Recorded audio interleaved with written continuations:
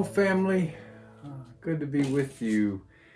This week I was talking with a friend about her career. She's very gifted, very well trained, and because of COVID, the career that she prepared for is, at least for now, kind of disappeared. Kind of everything her whole life had been building towards no longer exists right now, and she's not sure when it'll be coming back. How do you find hope in times like that, when you don't know when life is going to return to normal, or when you're grieving a loss, uncertain about the future? Well, one of the places that we can look for answers is the portions of the Bible that were written during exile. Now, an exile is a time of disruption, dislocation, being uprooted from all that is familiar and thrust into a strange new world. An exile can be geographic, but it can also be spiritual as well. You can live in your house, in your homeland, and still be in a kind of spiritual exile. And I think a lot of us feel that way right now, kind of an existential exile, feeling uprooted and uncertain and anxious. And I'm finding a lot of hope and encouragement by reading Israel's pastors of the exiles, the prophets, who cared for Israel during their season of exile.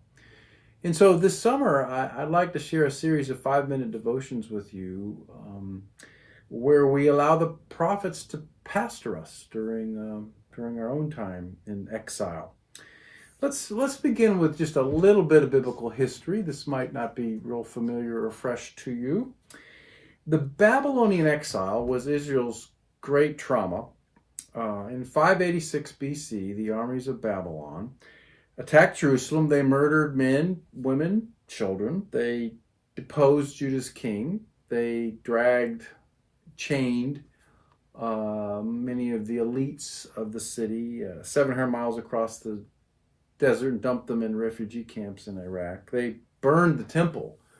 It was really a devastating time. The Book of Lamentations describes what life was like right after this for the people that stayed in the city. All her people groan as they search for bread. They barter their treasures for food to keep themselves alive.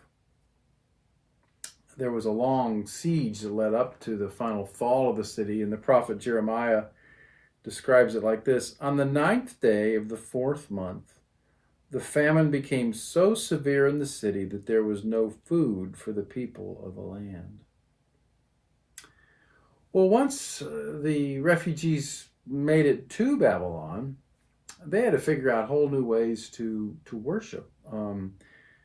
Psalm 137 describes how frustrating that was. This displaced worshiping community whose whole life was built around gathering together in the temple. What were they supposed to do now? By the waters of Babylon, there we sat down and wept. When we remembered Zion, our captors required of us songs. How shall we sing the Lord's song in a foreign land? So the Babylonian exile thrust Israel into a deep crisis of faith. It seemed that God was absent, or worse, that he had failed to keep their promises. They'd lost their land, their king, and their temple. And this was a really big theological and spiritual problem, because God had promised that the kingdom would be in this land through Abraham's descendants, with a king on the throne from David's line, with a temple forever. That was what they thought he'd promised. And so now they're wondering, what did you do? Where did you go? Have you forgotten us? What do we do as a people of faith? So Israel lives in exile for 70 years. King Cyrus defeats Babylon, sends them back home. But even once they get home, they don't like it that much. And for 500 years, you have a sense that there's an exile, even though they're home. They don't feel like they're home. Now, you would think that it would kind of be lights out after that, nothing but despair and hope. And there was a lot of pain, as we've mentioned, but out of that suffering came incredible energy and vision. One student of the exile observes, exile was for Israel a time of immense creativity, as it would take more than simply going back to former practices. A fresh interpretation of faith would be necessary not only to sustain the new community, but also to meet the challenges of a new life setting. Another Old Testament scholar says the exile evoked the most brilliant literature and the most daring theological articulation in the Old Testament. And another professor points out that it was during the exile that the Hebrew Bible actually came into its final form. He even says, without the crisis of the exile, the Bible as we know it wouldn't exist. So, exile is very painful, but it is hopeful too. And this is what I want us to hold on to this summer.